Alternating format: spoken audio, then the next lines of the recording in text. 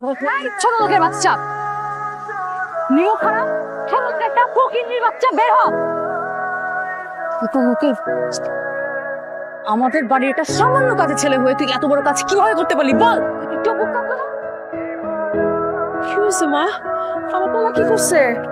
এই নিমো খারামের বাচ্চা আমার অবর্তমানে আমার বাবার সকল সম্পত্তি নিচে নামে লিখায় নিছে। এম সাহেব, আপনার কথার মধ্যে কিন্তু ভুল আছে। আপনি হইতেছেন আপনার বাবার অবাধ্য মাইয়া। কয়দিন আগে একটা বাটপার পলাকে পালায় গেছেন। ওর জন্য রাগ করে খালু খালুর সকল সহায় সম্পত্তি সজ্ঞানে আমার নামে লিখা দিছে। এমন তো আমার কোনো হাত নাই। এই ছোট লোকের বাচ্চা, বাবা দিল তুই নিয়ে নিলি? আমার ছোট লোক কোনো সাহস আপনার কেটে দিছে। আপনি তো ভুলে গেছেন আমি এখন 10 কোটি টাকা সম্পত্তির মালিক, আর আপনি আপনি তো এখন দেউলিয়া ফকির। আমার ছোট লোক কোনো সাহস আপনি কই পান? কুল বাবাজি, কুল ডাউন বাবাজি। আসল ঘটনা হলো কি, আমার ম্যাডাম পালায় যাওয়ার পর আবার ফিরে আসছে, তার কুল বুঝতে পারি। এখন তো তার বিশেষ সম্পত্তি ফেরত দেওয়ায় আমি কাল যে ছবি লিখে রাখছি, তারপরে তোমাকে সেই সাক্ষাৎ দিন কিছু। আমি কি গাছ বলবো নয়? আমি আমার সম্পত্তি আর কিনতে গেলে লিখে দেবো। ফকিন্নির বাচ্চা, তুই ভালোই ভালো আমার সম্পত্তি আমাকে ফেরত দিবি কিনা বল। সাইমা, তুই ওর সাথে এমন ব্যবহার করছিস কেন? ওর তো কোনো দোষ নাই। আর ও যদি না দেয় এখন, তাহলে তোর আর কিছু করার নেই। তুমি একদম চুপ থাকো। তোমার পাগলের জন্য আজকে আমাদের এরকম পরিস্থিতিতে পড়তে হয়েছে। ম্যাম সাহেব আওয়াজ নিছে, এটা আপনার অট্টালিকা না, এটা আমার বাড়ি। এই জায়গাতে আমার ইশারায় সবকিছু চলে। হ্যাঁ, এইটা অবশ্য মাসুদ ঠিক কথাই বলেছে। তার চেয়ে চল মা, আমরা ঢাকায় ফিরে যাই। তোমার এই চাকরের বাচ্চাকে বলো এক্ষুনি আমার সম্পত্তি আমাকে ফিরিয়ে দিতে। বলে কোনো লাভ হবে না, তাও বলে দিচ্ছি। মাসুদ বাবা, আমি জানি এখন তোমারই সব, আমার কিছু করার নেই। তারপরে আমি তোমাকে যদি বলি যে জমিগুলো ফিরিয়ে দাও, তাহলে কি দেবে? আপনি কি করতেছেন? আপনি বলে তো আমি আমার জীবনটাই দিয়ে দিব। এই জায়গাতে সহায় সম্পত্তি কোনো বিষয়ই না। তাহলে দিয়ে দাও। ঠিক আছে, একটা শর্ত আছে। কি সব? আমি যেমনি করে সম্পত্তি পাইছি, হ্যারো ঠিক একই রকম মেহনত করে সম্পত্তি নিতে হবে। কিভাবে? আমি তো খালুর বাড়িতে একটা বড় লম্বা সময় যার কাজকর্ম করছি। হ্যারো এখন আমার বাড়িতে কাজের মায়া থাকতে হইব, কাজকর্ম করতে হইব। তাইলে আমি সহায় সম্পত্তি এর নামে লিখা দিবা পারি, এছাড়া দিব না। আমি ওর বাড়িতে কাজ করব, কাজ করে তোর মন জয় করবো, তারপর তুই আমারই সম্পত্তি আমাকে ব্যাগ দিবি। বাবু, তুই করছিলাম মাইনা নাই। আমি না তোকে খুন করবো, আর সাথে তোমাকেও।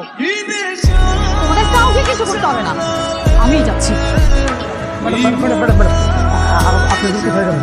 কোথায় যাবো মানে? থানায় যাবো। থানায় যে লাভ নেই ম্যাডাম, থানায় যে কি করবে? থানায় যাওয়ার তো কোনো কাজ তো হয়নি।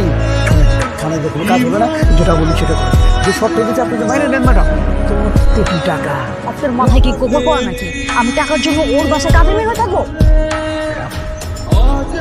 2-1 মাসের কথা তো বলে নাই, 2-4 বছরের কথা তো বলে নাই, সারা জীবনের কথা তো বলে নাই, মাত্র একদিনের কথা বলছে। আপনারা আগে দেন ম্যাডাম, প্লিজ ম্যাডাম, 10 কোটি টাকা হাত ছাড়া করে দেবেন। তোর সঙ্গে হাত ছাড়া করিস না, রাজি হয়ে যা। আঙ্কেল, এই লোকটাকে আমার কাছ থেকে সরান, আমার কিন্তু রাগ উঠতেছে। আচ্ছা ঠিক আছে ম্যাডাম, ওনাকে আপনার চোখের সামনে থেকে আড়াল করে রাখবো। প্লিজ ম্যাডাম, আপনার রাজি হয়ে যান।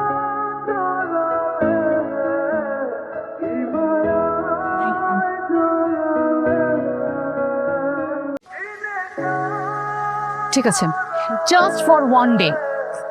জি ম্যাডাম, জি জি, আপনি যা বলছেন তাই হোক ম্যাডাম। ওকে বাবাজি, জি, মানে আমার ম্যাডাম একদিনের জন্য আপনার বাড়ির কাজের মেয়ে হিসেবে কাজ করতে রাজি। ওকে, আমি কি কোনোভাবে কইছিলাম যে আমার বাড়ির একদিনের কাজের মেয়ে থাকতে হইব? মানে আমার বাড়িতে 1 মাসের লেগে কাজের মেয়ে থাকুন লাগবো।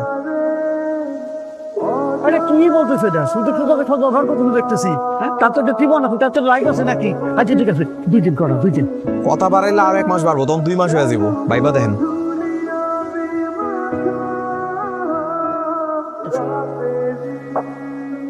ম্যাডাম ম্যাডাম ম্যাডাম, 1 মাস ম্যাডাম, আপনি মাইনে নেন ম্যাডাম। একটা মাস দেখতে দেখতে কেটে যাবে তো স্যার, আমরা দুজন তো আপনি পাশে আছি, কোনো সমস্যা নেই ম্যাডাম। হ্যাঁ মা, আচ্ছা আচ্ছা ঠিক আছে, আমি রাজি। তাহলে তো হইছি, উকিল সাহেব একটা কাজ করেন, আপনি দলিলে দিয়ে সবকিছু ঠিকঠাক করেন, 1 মাস 2 দিনে ঠিকঠাক মতো আমার বাড়িতে কাজকর্ম করে, তাহলে আমি দলিলে সাইন করে দিন, কোনো সমস্যা নেই। আচ্ছা ঠিক আছে, আমি যত সময় ঠিক করে দুজনে সই করবো, নিজে নিজে কোনো অসুবিধা নেই। তবে আমাদের একটা কথায় আমি হচ্ছে এগুলি সব 1 মাসেই বের করে থাকি। থাকেন, তাইলে এখন থেকে ম্যাম সাহেব হইলো আমাকে বাড়ির নতুন কাজের মেয়া, ঠিক আছে? আঙ্কেল, আপনি এখানে দাঁড়াইছেন কেন? আপনি ভিতরে চলুন। ঠিক আছে মা, আমি আছি, আমি আছি।